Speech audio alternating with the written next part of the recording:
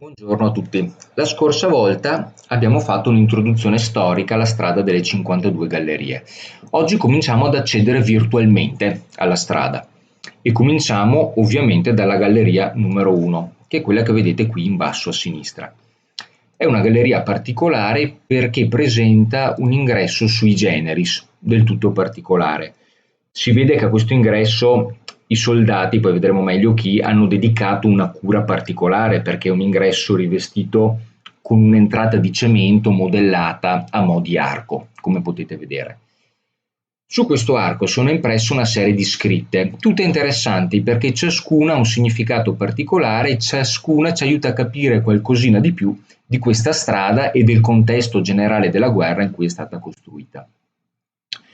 Vedete che proprio al centro, dove c'è quella sorta di chiave di volta, in bella evidenza compare un nome, la 33esima compagnia minatori, eccola qui, del quinto reggimento del genio militare. Che cos'è il genio militare? Lo dico per i meno esperti. Il genio militare è quel reparto delle forze armate che si dedica sostanzialmente alla creazione di infrastrutture finalizzate direttamente o indirettamente all'attività di combattimento. Cioè, detto in altri termini, i membri del genio militare sono quel reparto ingegneristico e operaio di un esercito. Quando i soldati devono costruire qualcosa per mettere nelle migliori condizioni possibili le prime linee di combattere, ecco che interviene il genio. Per cui, per capirci, bisogna progettare e costruire delle trincee? Ci pensa il genio. Bisogna su queste trincee piazzare delle riservette per le munizioni, collocare delle piazzole per l'artiglieria, per le mitragliatrici? Ci pensa il genio. Bisogna costruire delle gallerie in una montagna per mettere in comunicazione due postazioni diverse?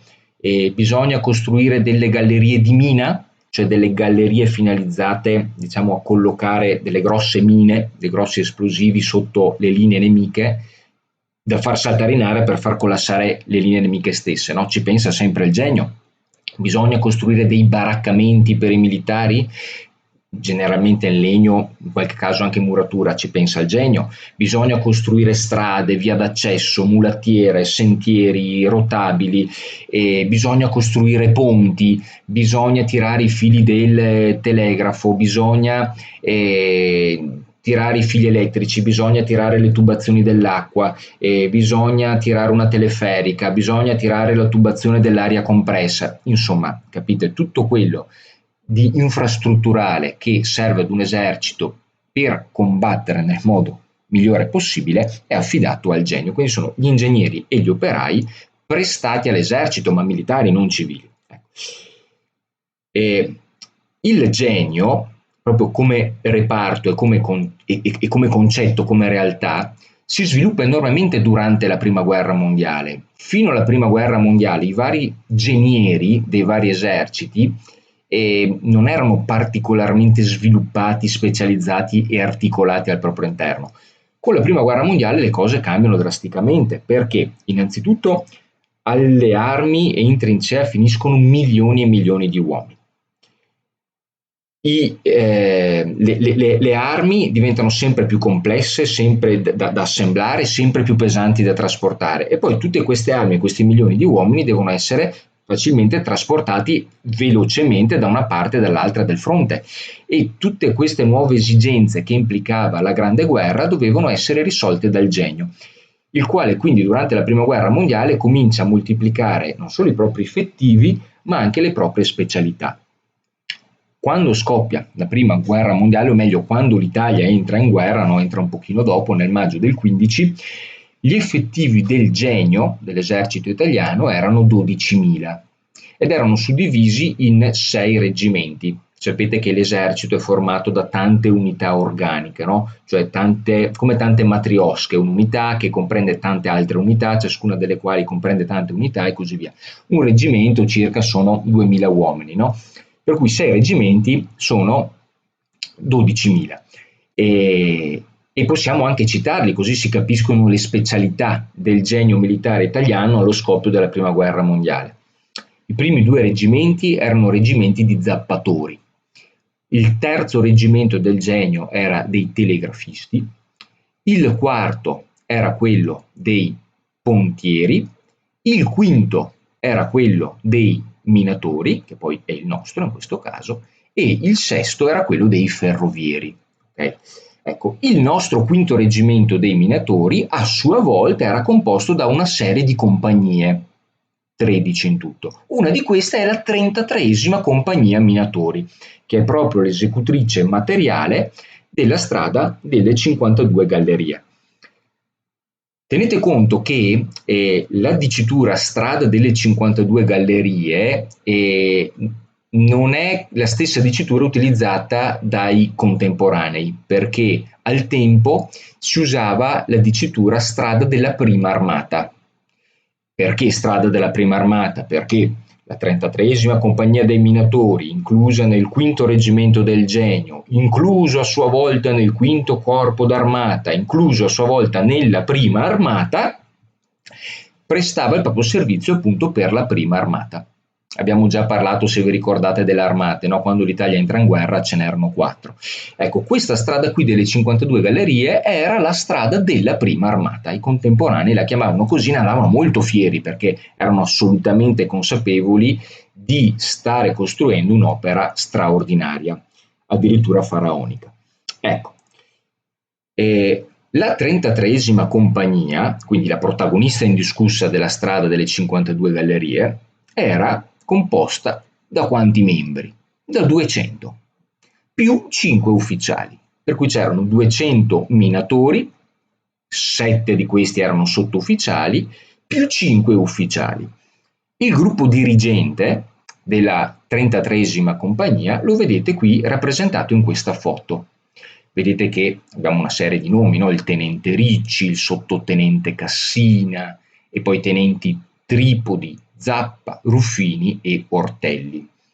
Sono nomi che probabilmente ci dicono poco, però una cosa molto interessante.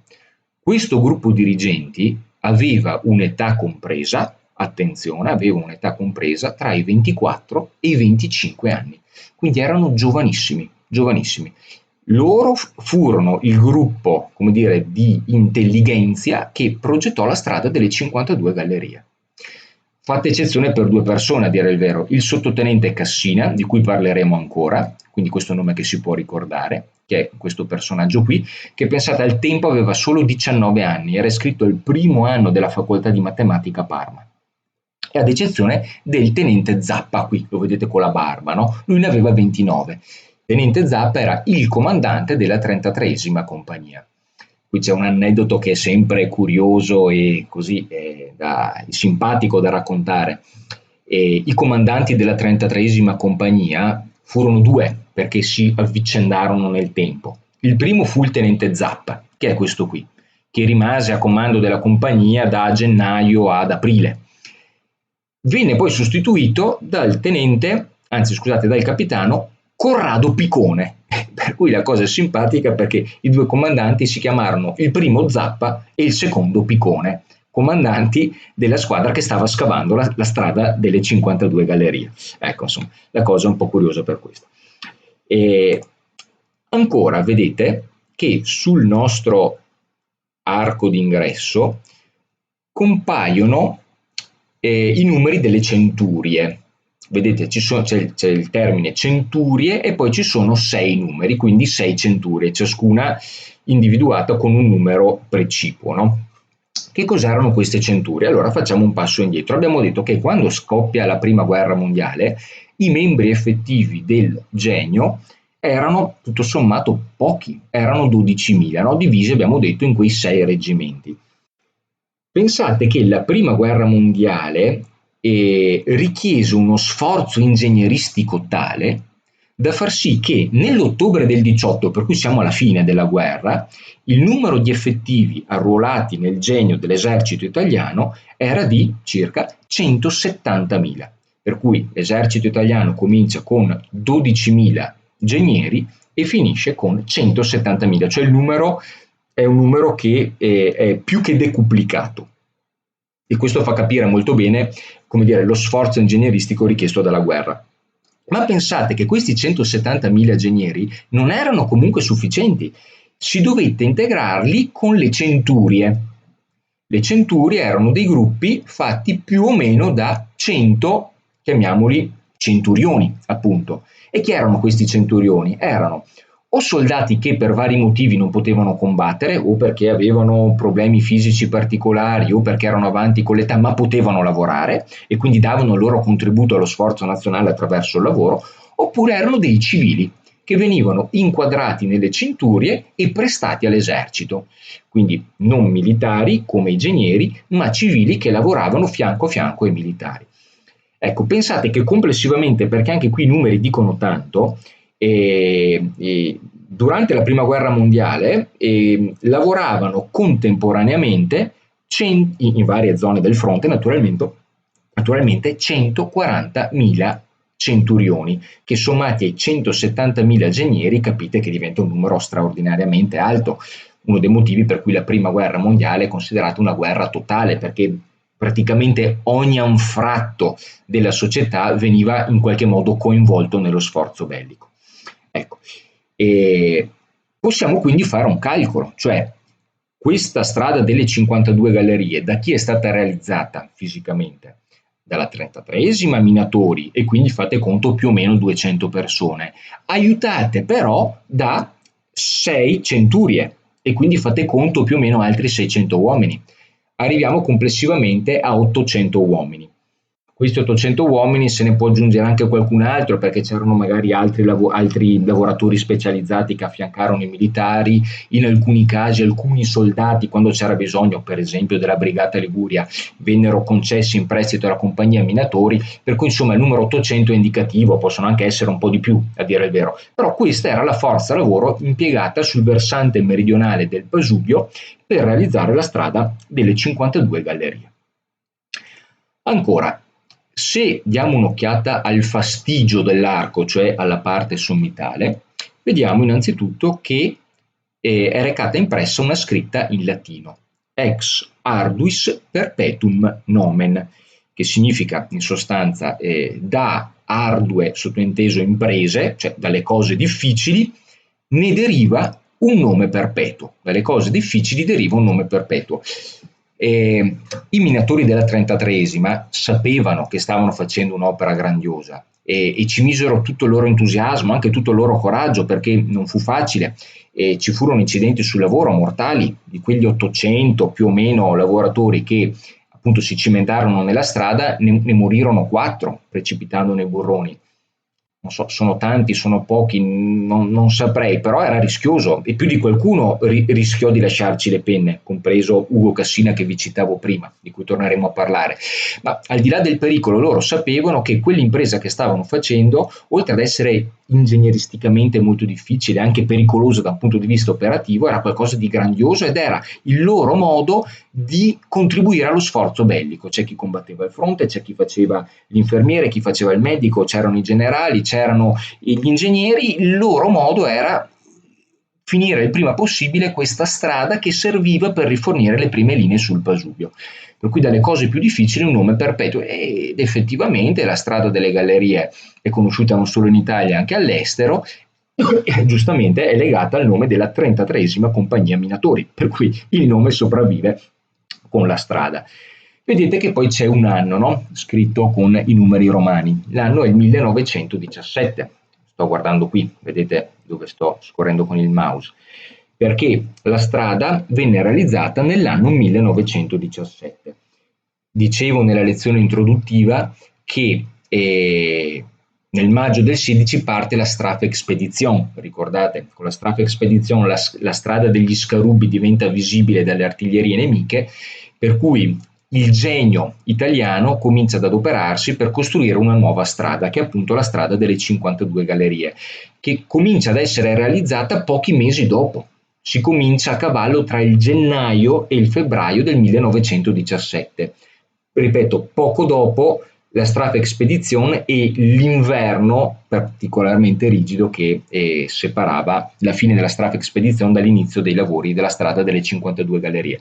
Per cui si comincia a cavallo, diciamo alla fine del gennaio, inizio febbraio 1917 e si finisce nei primi giorni del dicembre del 17. Diciamo che complessivamente, insomma, la strada richiese circa 10 mesi di lavoro.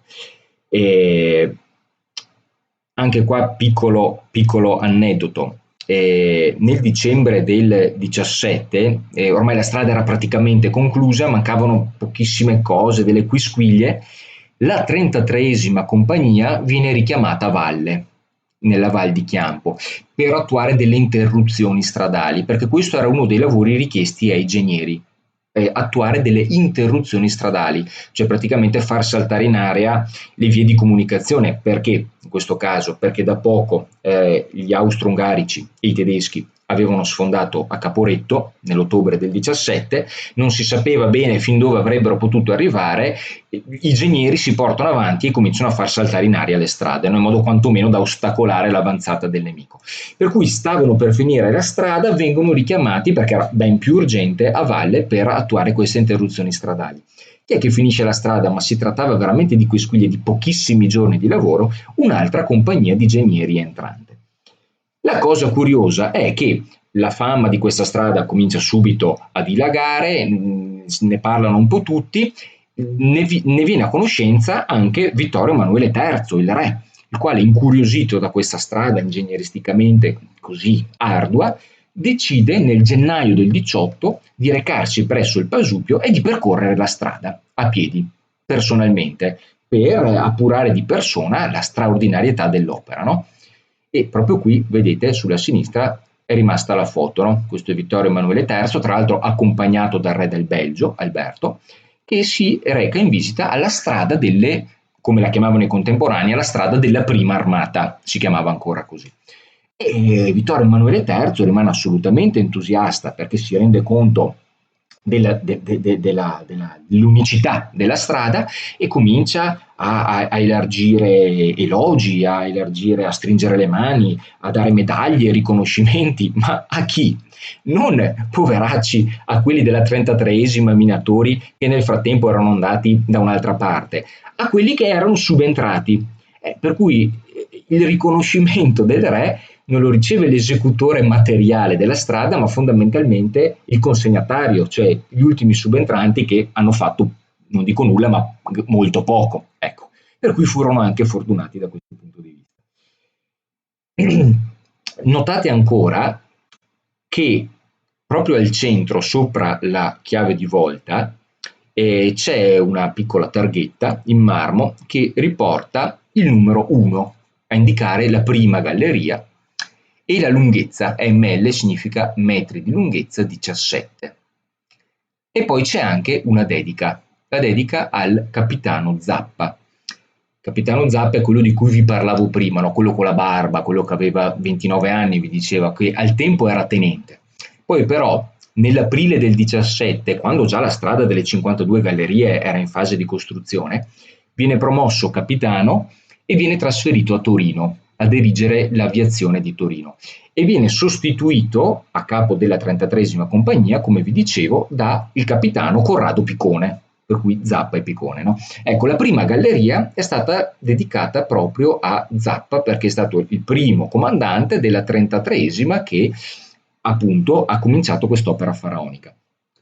Queste targhette le trovate ovunque sulla strada delle 52 gallerie, sia all'inizio della galleria sia alla fine, e hanno sempre lo stesso standard, cioè trovate un numero progressivo 1, 2, 3, 4 a seconda del numero della galleria, la prima galleria 1, la seconda galleria 2, eccetera. Trovate sempre la lunghezza ml, quindi a seconda di quanto è lunga la galleria troverete valori diversi, 17 metri, 300 metri, quello che è, e poi trovate sempre una dedica. Le dediche sono sempre diverse.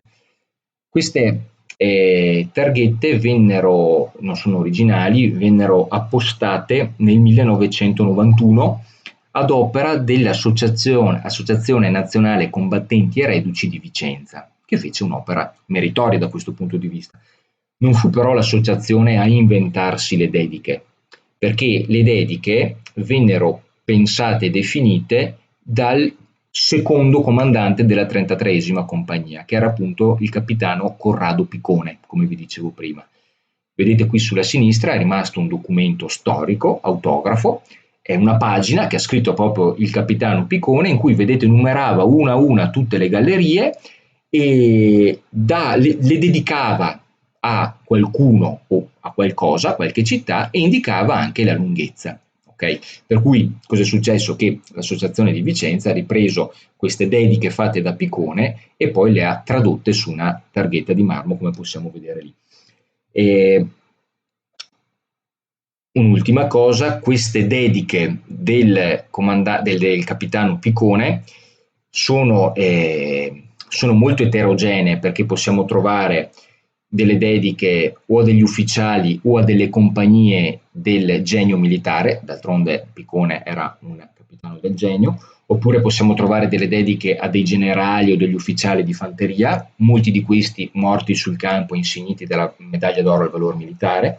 Possiamo trovare gallerie dedicate ai grandi nomi del risorgimento italiano, piuttosto che ai loro eredi più recenti, cioè gli irredentisti, vedi per esempio Cesare Battisti, oppure possiamo trovare dediche a diverse città, città che dovevano ancora essere prese, che nella speranza degli italiani dovevano essere prese, Rovereto, Trento, Trieste, oppure città italiane. Non sappiamo esattamente perché alcune città piuttosto che altre, forse erano città di provenienza di alcuni minatori particolari che lavorarono nella galleria in quei 10 mesi di cui abbiamo parlato. Ecco, per cui ad ogni galleria, sia all'ingresso che all'uscita, potete vedere il numero progressivo, la dedica e anche i metri di lunghezza.